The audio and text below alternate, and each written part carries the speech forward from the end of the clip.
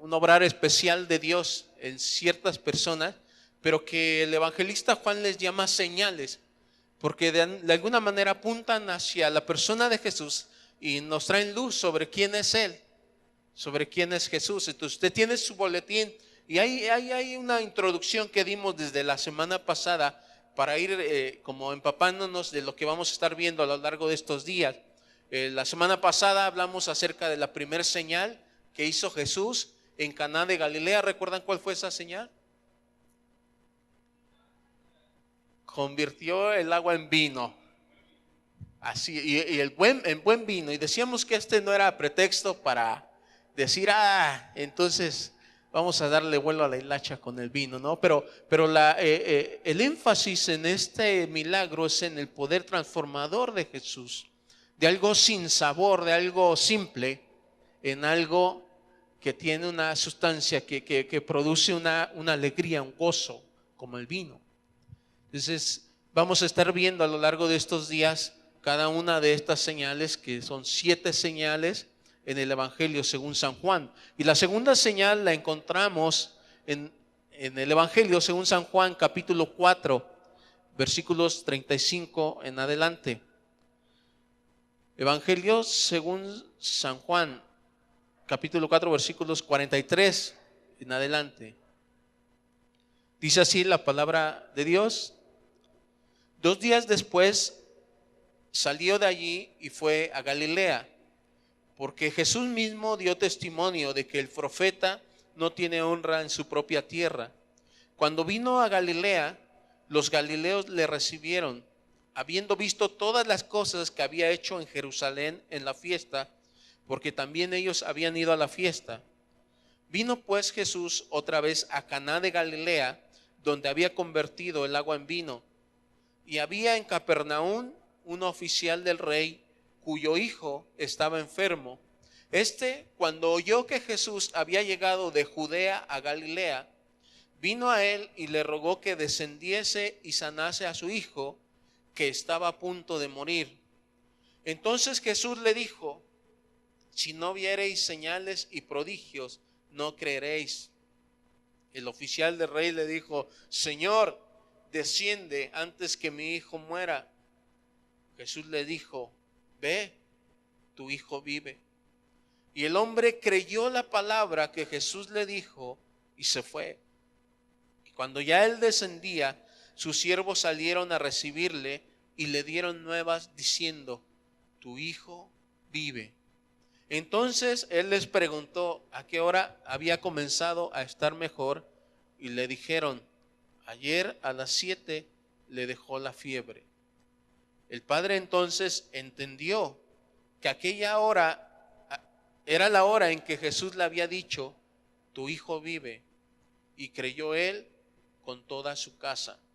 Esta segunda señal hizo Jesús cuando fue de Judea a Galilea. La segunda señal.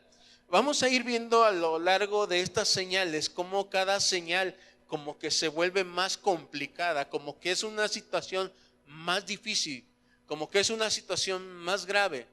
Desde este hijo de centurión, desde el agua transformada en vino, va como que la intensidad del poder de Dios se va revelando y se va manifestando. Hasta un hombre que tenía 38 años enfermo, hasta un hombre que estaba muerto.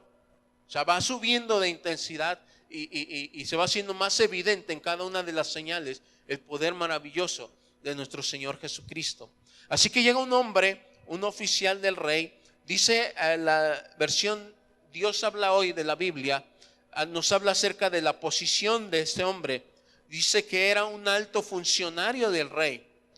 La versión que normalmente manejamos, la Reina Valera 60, nos dice que era un oficial del rey que tenía un hijo enfermo. La versión Dios habla hoy nos recalca y nos dice: era un alto funcionario del rey. Es decir, este personaje no era poca cosa, era alguien socialmente relevante, era alguien con una buena posición, era alguien que tenía un liderazgo, tenía una cierta reputación. Si un personaje no incógnito, un personaje conocido, un personaje famoso, un alto funcionario del rey. Todos enfrentamos problemas y quizá este es el principio que quisiéramos sacar a luz en este primer punto. Todos enfrentamos problemas, sin importar nuestro nivel educativo, nuestra edad o nuestra posición social. Muchas veces pensamos que el dinero va a resolver nuestros problemas. Y aunque el dinero ayuda mucho, aunque el dinero nos saca de muchos apuros, sin embargo hay situaciones en las cuales ni nuestro dinero, ni nuestra posición, ni nuestra influencia son suficientes. El dinero ayuda mucho, pero el tener una buena posición económica nunca será una garantía de nada. Hay ocasiones en que ni el dinero ni las relaciones pueden sacarnos de nuestra dificultad. Este hombre era un alto funcionario del rey. Es decir, se codeaba, estaba a la par del rey, tenía esa relación, esa cercanía con el rey. Sin embargo, llega a enfrentar un problema, una situación para la cual ni el dinero que él tiene, ni la relación con el rey, ni siquiera pueden ayudarle en medio de esta crisis. Hay momentos en nuestra vida en que por muchos recursos que tengamos o por muy bien relacionados que estemos, no serán suficientes para ayudarnos a salir de nuestra dificultad. Eso entendió este hombre, este funcionario del rey, y en medio de su crisis va en busca de Jesús. Tiene una determinación. Dice el versículo 47 que este hombre que tenía a su hijo enfermo, cuando oyó que Jesús había llegado de Judea a Galilea, vino a él y le rogó que descendiese y sanase a su hijo, que estaba a punto de morir. Lo que me llama la atención de este hombre es su determinación. Es decir, este hombre toma la iniciativa. Dice que cuando oyó que Jesús estaba en Galilea, él vino a Jesús. Él tomó la iniciativa. Existen personas que pueden tener serias dificultades o graves problemas, pero no hacen nada al respecto. Algunos llegan a resignarse a su problema. Algunos llegan a decir, es la cruz que me tocó cargar, y resisten estoicamente a las dificultades. O es a veces el orgullo, o es a veces tantas cosas que tenemos en la cabeza que nos impiden de acercarnos a Dios, aún sabiendo que Él tiene poder para ayudarnos. Este hombre seguramente había escuchado, porque a la distancia entre Caná y Capernaum, de donde venía este oficial hacia donde estaba Jesús, eran aproximadamente 27 kilómetros. Y seguramente que la fama de Jesús era bastante conocida, tan conocida que llegó a oídos de este hombre. Y cuando supo que estaba Jesús, quizá no tan cerca, pero estaba disponible, él no esperó, no se resignó, tomó la iniciativa y vino a él. Es decir, él pudo haber pensado y haber dicho, pues si viene a Caná, a lo mejor en algún momento él puede venir a Capernaum. En algún momento él puede pasar por mi casa, y cuando él pase, cuando él venga, entonces yo puedo pedirle que me ayude en mi problema. Pero muchos de nosotros a veces en medio de nuestra crisis estamos esperando como que Dios haga algo. Estamos deseando que Dios intervenga en nuestras vidas. Y nos quedamos esperando a ver qué sucede. Pero este hombre no esperó.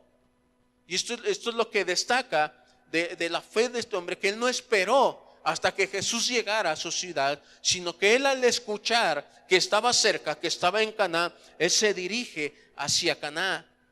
Él tomó la iniciativa, hizo ese recorrido de cerca de 27 kilómetros por una zona montañosa. Dicen los que saben de esto que el trayecto, por ser montañoso, era un recorrido de aproximadamente 7 horas para llegar de Caná a Capernaum o viceversa. Y este hombre, sin considerar eso, recorre esa distancia, esas 7 horas, para venir al encuentro de Jesús. Él toma iniciativa. Y cuando nosotros nos hallamos en una dificultad, cuando nosotros nos hallamos en una crisis, es bueno tomar iniciativa. Sí, Dios puede obrar en cualquier momento, en cualquier circunstancia, pero hay situaciones que apremian, hay situaciones que nos deberían de mover como este hombre a ir en busca de Dios, a acercarnos a Dios. Es decir, no esperar a que algo de repente suceda. Hay quienes están esperando alguna señal del cielo para buscar a Dios. Hay quienes están esperando como que algo extraordinario pase para entonces venir en busca de Dios. Este hombre tenía una necesidad, escuchó acerca de Jesús, había escuchado lo que había hecho Jesús en Caná de Galilea y va a su encuentro. Él toma la iniciativa y este es lo que me agrada de este hombre, que él va en busca de Jesús. No viene a Jesús, él se acerca a él busca de Dios porque él necesita de Dios. Hay un problema que muchas veces enfrentamos nosotros cuando estamos compartiendo la palabra, compartiendo el evangelio. ¿Sabe qué pasa? Que la gente piensa como que si nos estuviera haciendo un favor a nosotros, los pastores, de venir a la iglesia. O sea, como si el favor se lo estuviera, o sea, ellos no me están haciendo el favor a mí de venir a la iglesia, cuando no, cuando realmente cuando nosotros venimos, los que somos bendecidos somos nosotros en esa búsqueda de Dios. Este hombre entendió al principio, no esperó a que Jesús llegara a Capernaum, sino que él toma la iniciativa y se dirige al encuentro con Jesús. Y yo celebro cuando veo a alguien que está buscando de la presencia de Dios, que está acercándose a Dios, porque si tú te estás acercando a Dios, si tú vienes con fe, seguramente que Dios no va a ser indiferente ante esa búsqueda. Seguramente que Dios no va a ser indiferente ante tu problema, ante tu crisis. Pero debemos tomar la iniciativa, debemos de tomar la actitud de ese hombre que va y viene a Jesús. Y dice la Escritura, versículo 47, cuando oyó que Jesús había llegado de Judea a Galilea, vino a él y le rogó.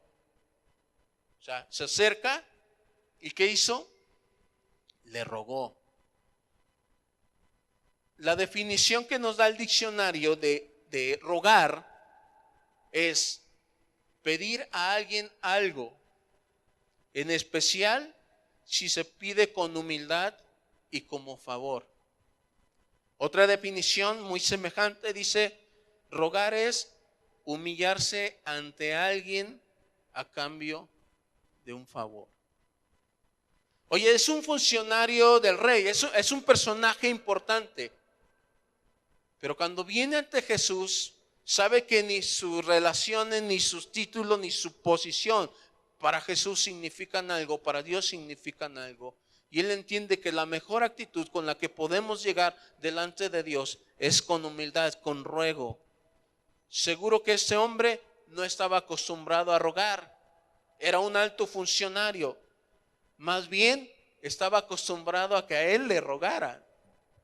¿Usted ha visto cuando se acerca algún político por ahí, llega ahí? ¿Cómo está la gente haciendo cola? Algunos con sus cartas escritas, algunos llevan a los hijos ahí como para conmover a ese personaje y pedirle algún favor especial. ¿Sí lo ha visto? Él era un funcionario real, un alto funcionario que estaba acostumbrado a que le pidieran favores. No a pedir favores, sino a que le pidieran a él favores. Pero entiende que en esta situación, ante la cual él es incapaz de solucionar la enfermedad de su hijo que está a punto de morir, él viene a Jesús y le ruega. Ahora le toca a él suplicar, pero me agrada su actitud porque él sabe lo que es rogar. Porque él, como un alto funcionario, ha tenido gente quizá como vemos hoy en día haciendo fila en su recibidor, en el recibidor de la oficina para pedirle algo, porque saben que él tiene de alguna forma con su firma o con su sello la posibilidad de facilitarles ese favor. Y él entiende que está delante de Jesús, quien puede ayudarle en medio de su crisis. Él ha escuchado de su poder, él ha escuchado la fama de Jesús, de los milagros de Jesús, y él entiende este principio de autoridad. Y él entiende que hay alguien más grande que él que puede hacer lo que él es incapaz de hacer. Y ahora le toca a él suplicar, pero él sabe este principio, que necesita acercarse a Dios, que necesita acercarse a alguien más grande que él, y que es bueno rogar, que es bueno a veces suplicar, que es bueno a veces pedir. Cuando nosotros no tenemos la respuesta en nuestras manos, cuando en nosotros no están los recursos, la capacidad suficiente para solucionar algo, es bueno que nos acerquemos a Dios rogándole, suplicándole que interceda en favor nuestro. Y este hombre toma la iniciativa, vino a Jesús y le rogó, le pidió que le ayudara en medio de su dificultad, en medio de su problema. Ahora, ¿qué hace Jesús con él? En primer lugar, Jesús quiere, sí puede hacer el milagro, pero él está tratando de ayudarle a él a crecer en su fe, a despertar su fe. Y le dice, empieza a confrontarlo en su fe. Dice el versículo 48. Entonces Jesús le dijo: si no viereis señales y prodigios, no creeréis. ¿Qué le está diciendo? O sea, ¿dónde está fundamentada tu fe? Es decir, hay el síndrome de Santo Tomás. Si no ve, dice como Santo Tomás dijo, no, primero ver para creer. Y Jesús de alguna forma es este reproche que lanza no solamente a él, pero a la gente que está alrededor. Si no ven señales, no van a creer. Es decir, su fe no es la fe que yo espero, no es la fe que desafía a Dios. La fe de la gente está primero, quiero ver que pase algo. Venimos a la iglesia, pedimos oración, hay una crisis con mi pareja, oro por esa crisis, pido oración por esa crisis y regreso a casa y el pleito, la cosa está que arde allá después de haber pedido oración. Mi fe, esa supuesta fe se viene abajo porque lo que estoy viendo es que no ha habido ningún cambio, es que no ha habido nada diferente. O sea, nosotros primero decimos voy a creer hasta que vea. O sea, necesito que Dios haga algo extraordinario para entonces poder creer. Y es confrontado, este hombre es confrontado en su manera de percibir la fe. Nuestra fe no es muy diferente muchas veces a la de este hombre. Primero queremos ver los cambios, primero queremos que Dios haga la obra y después entonces si Él la hace, entonces creemos. Eso no es fe. Dice Hebreos 11:1, el capítulo de la fe. Es pues la fe, la certeza de lo que se espera, la convicción ¿de qué? De lo que no se ve. La fe, valga la redundancia del término, tiene que ver con lo que no se ve. Si la fe, este hombre es confrontado acerca de la fe que él tiene. Y en otras palabras, como si Jesús quisiera decir, esto realmente no es fe.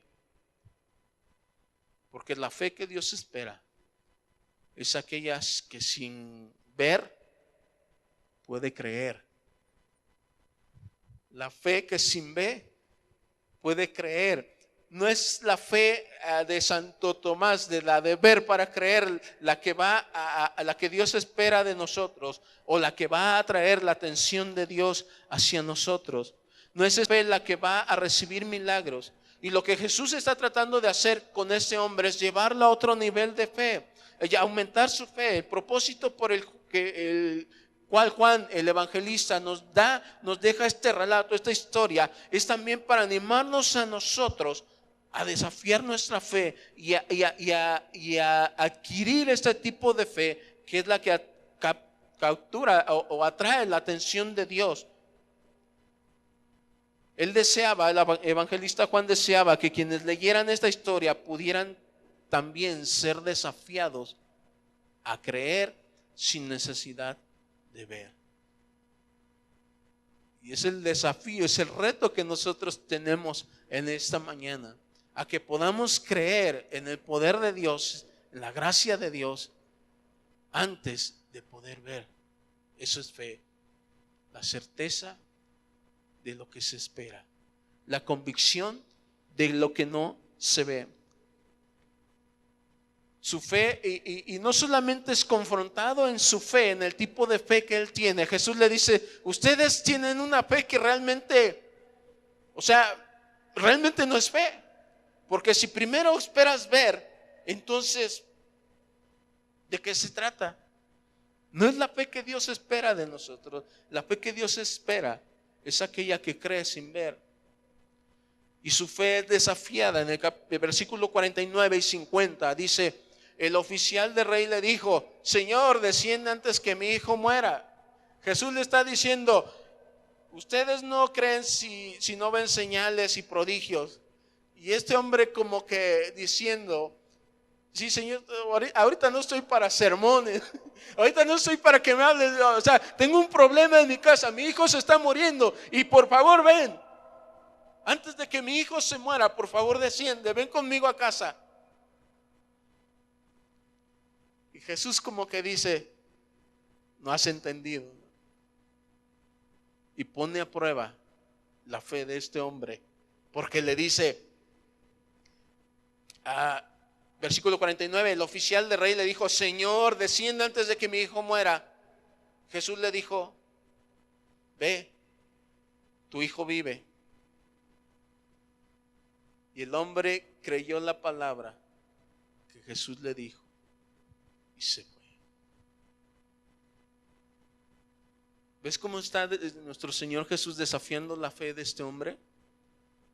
Él dice, Jesús dice, ustedes tienen que ver para creer. O sea, si no ven que sucede algo, entonces no creen. Pero tienes que aprender a que la fe nos lleva a creer antes de ver. ¿A qué nos lleva la fe? A creer antes de ver. Y este hombre está apresurando a Jesús y le dice, bueno, vamos a ver si de veras tienes fe. Y él le dice, vamos, desciende conmigo. Y Jesús le dice, no, vete, tu hijo vive.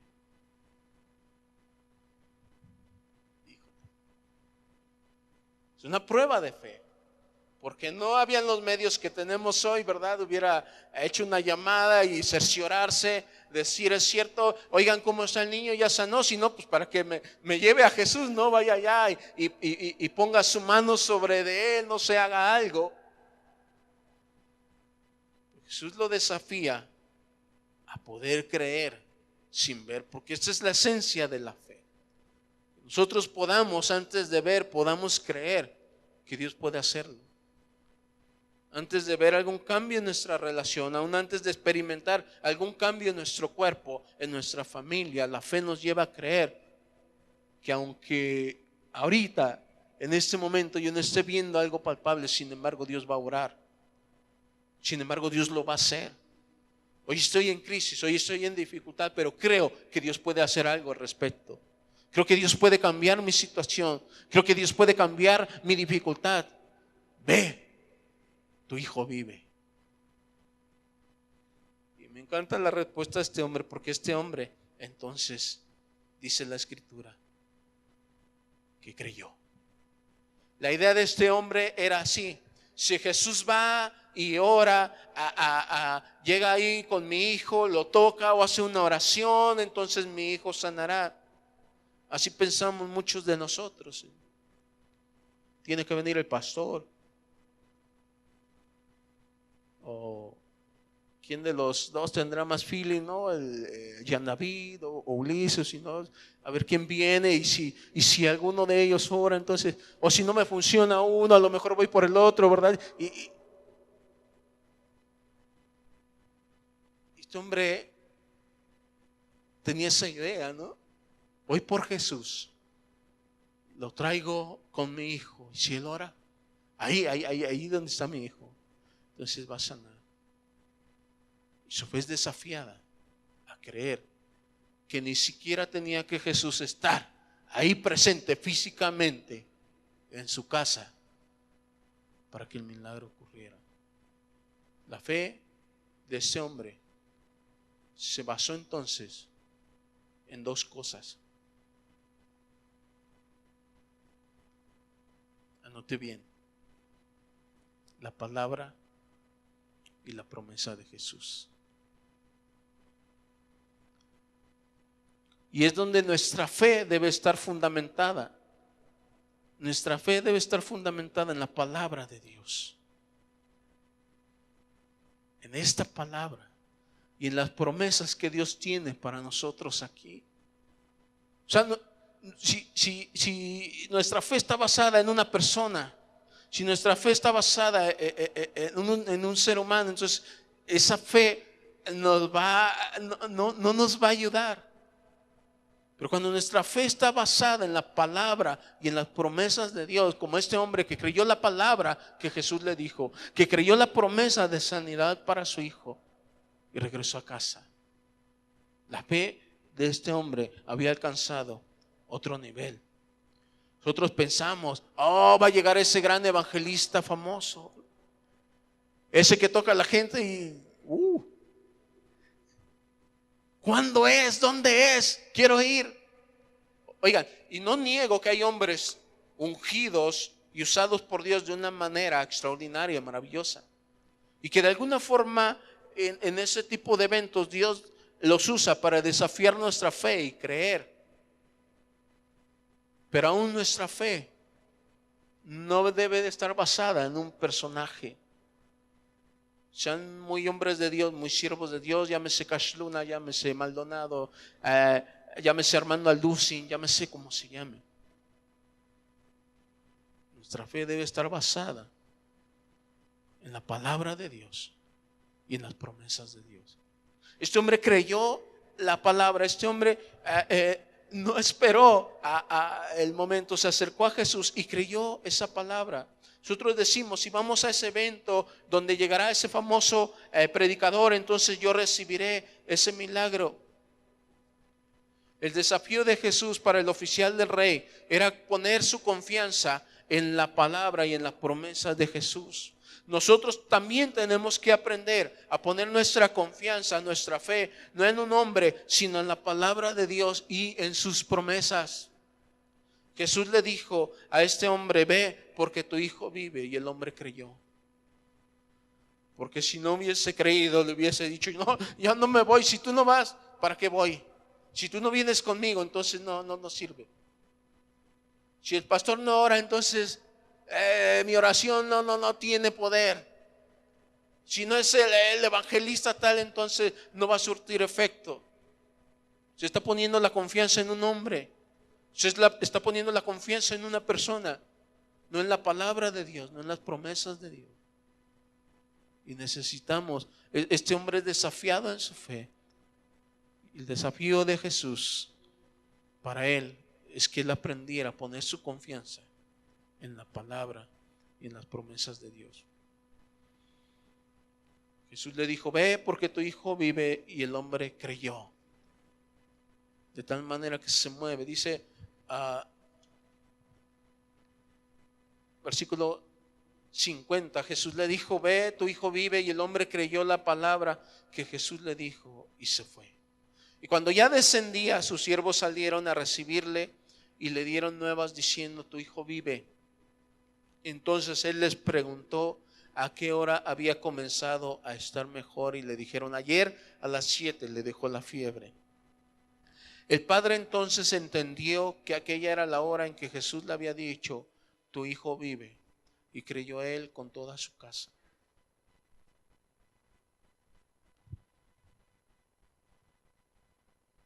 Hay un tiempo que pasa entre que Dios nos hace esa promesa y el tiempo en que nosotros tardamos en llegar a la promesa de Dios. Lo voy a tratar de explicar. Muchos de nosotros hemos recibido una palabra de Dios desafiando nuestra fe a creer que las cosas realmente han cambiado o van a cambiar. Pero muchas veces no vemos que no podemos ser testigos del cumplimiento de esta promesa instantáneamente, porque hay un camino que recorrer todavía. Aunque Dios ya lo ha hecho, ya lo ha declarado, ya dijo que sí, pero el tiempo en el que nosotros, entre el que Dios declara eso y nosotros llegamos, es muy semejante al recorrido de este hombre cuando recibe la promesa de Dios, cuando recibe la palabra de Jesús para la vida de su hijo y al tiempo que él llega a su casa a encontrarse con la verdad. Hay cosas que Dios ha declarado sobre nuestra familia, sobre nosotros mismos, que Él ya decidió bendecir tu vida. Él ya decidió obrar en favor tuyo, pero es en ese caminar de fe, en ese llegar, porque imagínate, 7 horas de viaje era como para que este hombre pensara, oigan, ¿y qué tal si nada más me tomó el pelo? ¿Y qué tal si nada más me dijo como para deshacerse de mí, no? O sea, ya tengo cosas más importantes. Tú me estás insistiendo en que vayamos para allá. Yo te quiero dar la explicación de que si no creen y no vienen señales, no van a creer.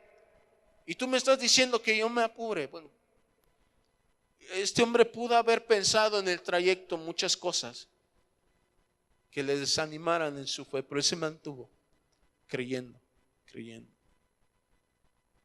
Hay un tiempo que pasa entre que la palabra de Dios es declarada sobre nuestra vida, sobre tu problema, y el tiempo en que tú vas a llegar a verlo y a constatarlo.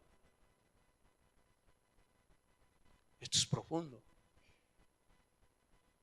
Dios tiene promesas de bendición grandes para nosotros en su palabra. Pero a veces entre que recibimos esta palabra y el llegar a contemplar la realidad, el cumplimiento de esta palabra, es el tiempo de prueba para nuestra fe. Porque tú vienes buscando un milagro de Dios, porque tú vienes buscando hoy de parte de Dios algo, y de alguna manera mientras estamos predicando, mientras estamos compartiendo, tú te pones en el lugar de este hombre, de este funcionario del rey, y tú sales de este lugar con una palabra de bendición para tu vida, con una promesa de Dios para tu vida, creyendo que realmente vas a encontrar a tu hijo vivo. Pero hay un tiempo en el que vienen muchos pensamientos a tu cabeza y pueden desanimarte y decir, ¿será cierto o solamente me emocioné? Esa es la prueba de la fe, el tiempo que pasa entre que recibimos la promesa de Dios y el tiempo en que llegamos a experimentar la realidad de esa promesa. Y ese es el desafío más grande para nuestra fe, el poder creer aunque no veamos. Él va de regreso. Bueno, se queda todavía ahí un tiempo y va de regreso caminando esas 7 horas. Y seguro que muchas cosas pasaban por su mente. Me emocioné con los aleluyas ahí. No va a pasar. Seguro voy a llegar y mi hijo va a estar igual de drogado, igual de perdido. Y mi esposa va a estar igual de enojona y mi esposo va... Y mi crisis económica no va a cambiar. O sea, es ese trayecto de la fe el que nos desafía para recibir la promesa de Dios.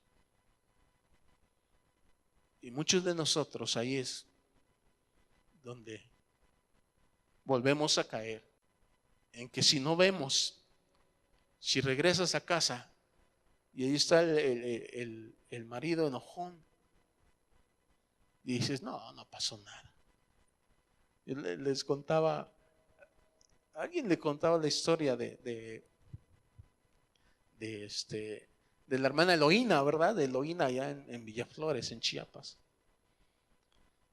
Esta mujer era una mujer de oración, una anciana, pero de oración. Ellos estaban a las 5, nos despertaban con cantos y alabanzas. Cuando recién llegamos a postular, eran un montón de viejitas, pero empezaban a cantar y a orar. Y entre ellas estaba la hermana Eloína pidiendo por su esposo, sus hijos, su esposo Jorge. Y un domingo en la mañana se viene ella para la iglesia y aquel bandido había llegado todo borracho, amaneció crudo y quería su caldito picoso. Y Eloína no estaba, que se había ido al culto, y él con la cruda agarra una manguera y va para el templo, para el templo. Y el pastor, en vez de animar a la hermana Eloína o de reprender a ese demonio que estaba allá afuera, dice: hermana, su esposo está allá afuera con una manguera, dice, una manguera, y que quiere que salga. Y la hermana Eloína: ay, pastor, dice, déjelo. Porque mire, si me voy ahorita, van a pasar dos cosas.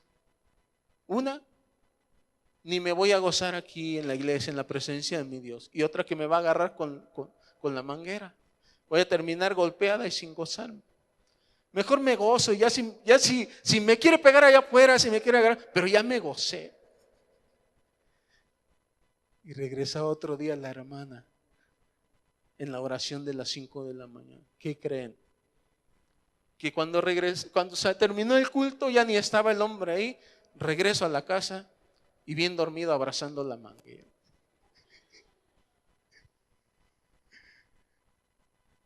Son desafíos en nuestra fe. Ahora, ella esos días a las 5 de la mañana, ella pedía salvación.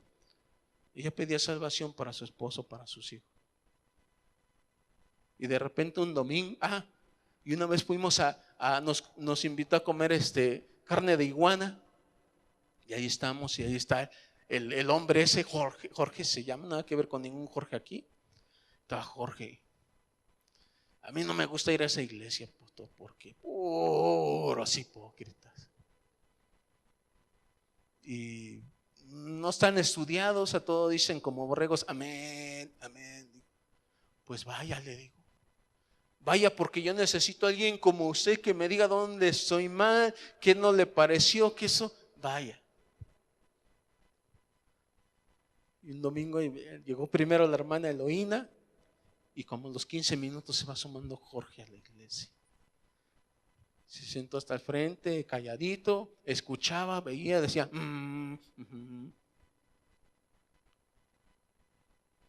De ese día, Jorge ya no faltó a la iglesia. Y toda su familia sirviendo al Señor.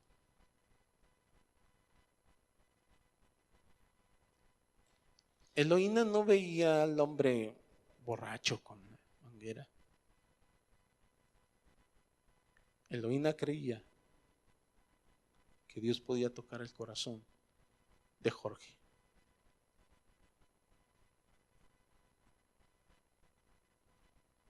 La fe debe de movernos a creer antes de ver. Ve porque tu hijo vive. Él no había visto a su hijo, él no sabía si estaba vivo, pero él creyó. Debemos aprender a ver las cosas desde la perspectiva de Dios.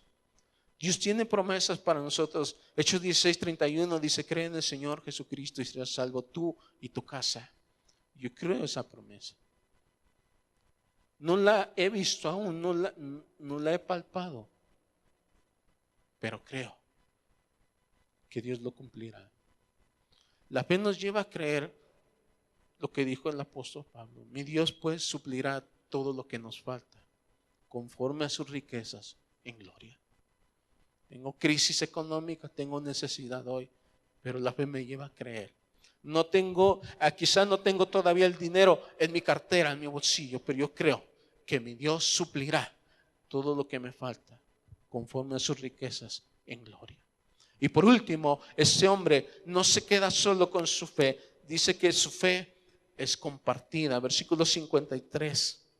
El padre entonces entendió que aquella era la hora en que Jesús le había dicho: tu hijo vive, y creyó él con toda su casa. O sea, este hombre sabe que lo que ha pasado en la vida de su hijo no fue casualidad, Pero aún por si fuera, él tiene esa duda, ¿no? Y diciendo, oye, ¿será? A ver, no sé, no habrá sido una coincidencia de que llegué al culto, oraron por mí y entonces Dios empezó a mover ciertas cosas. O pregunta, ¿cómo a qué horas fue que empezó a ponerse bien el niño? Como a las 7. Es la hora en que Jesús me dio la promesa. ¿Y qué crees que hizo este hombre? Se empezó a decirle, ¿saben qué?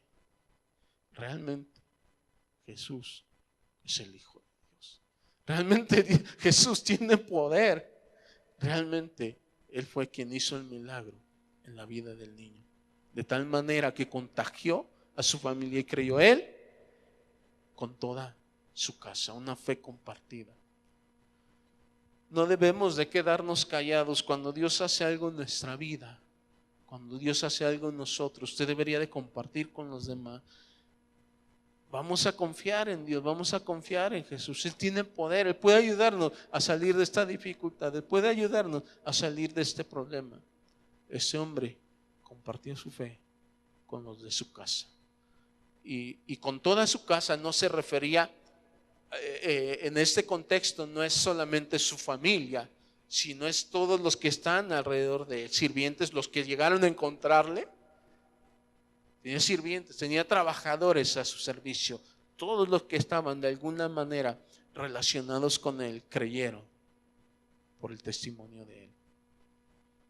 Debemos de testificar, debemos de tal manera como este hombre hablarles a otros acerca de las maravillas de Dios, de la gracia de Dios, para animarlos a creer también, para animarlos a acercarse a Dios y podamos decir y creer y recibir la promesa que está en Hechos 16:31. Cree en el Señor Jesucristo y serás salvo tú y tu casa. Vamos a ponernos de pie.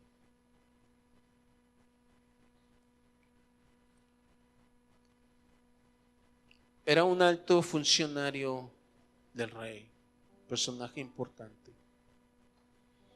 Pero cuando no hubo esta crisis en su vida, su hijo muriendo, él había escuchado de Jesús, él había escuchado lo que había hecho en Caná de Galilea, y él no esperó a que Jesús fuera a su casa. Él no esperó a que Jesús llegara a su encuentro, él fue al encuentro de Jesús. Muchos están esperando una señal del cielo, algo extraordinario. Ven al encuentro de Jesús. Acércate a Él, búscale. Y le rogó, le suplicó. Y hay veces en que es bueno y muy necesario pedirle a Dios, rogarle a Él que nos ayude en nuestra dificultad, en nuestros problemas. La fe de ese hombre era como la de nosotros, tal vez de varios de nosotros. Primero queremos ver para creer, y él dice, no funciona así la fe. Chino, no es fe. La fe te desafía a creer antes de ver. Dios lo prometió, Dios lo dijo y lo va a cumplir. Hay sanidad para mí, sanidad para mi cuerpo. No lo veo hoy experimento dolor, hoy el diagnóstico que me han dado es este, pero yo creo que Dios tiene poder. Mis finanzas hoy están acá abajo. No me ha ido bien, los cambios con estos movimientos de Donald Trump nos han golpeado tanto. Pero yo creo que Dios suplirá todo lo que me falta con sus riquezas en gloria. Yo creo que Dios puede ayudarme para salir de cualquier crisis económica en la que yo me pueda encontrar hoy, de cualquier crisis familiar.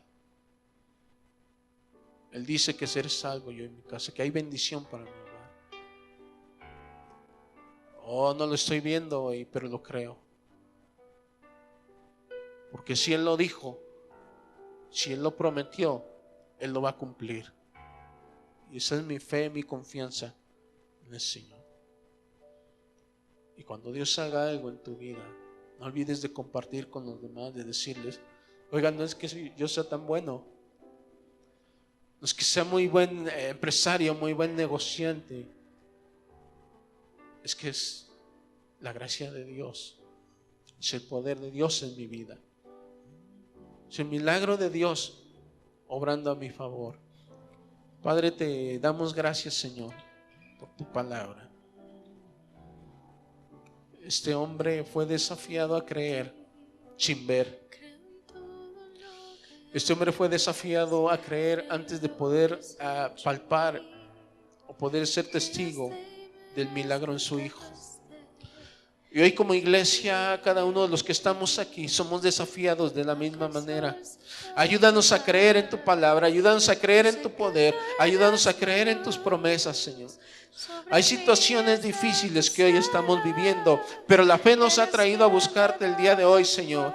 Y creemos, Señor, que tienes una palabra de bendición para nosotros hoy, para mis hijos, para mi matrimonio, para mi familia, para mis finanzas y para mi salud. Yo creo, Señor. Yo creo. Padre, toma mi problema en tus manos y ayúdame a creer. Ayúdame como este hombre a caminar en fe. Hoy recibo esta promesa. Hoy tú has dado una promesa para mí. Yo me voy a casa con esa promesa. No sé cuánto será mi recorrido. Este hombre recorrió 27 kilómetros, 7 horas de viaje, hasta ver su milagro, hasta poder contemplarlo. Pero ya lo había creído. Señor, no sé cuánto tiempo pasará en el que veré a mis hijos caminando en tu luz. No sé cuántos días pasarán o meses en el que yo vea a mi esposo, a mi esposa a tus pies.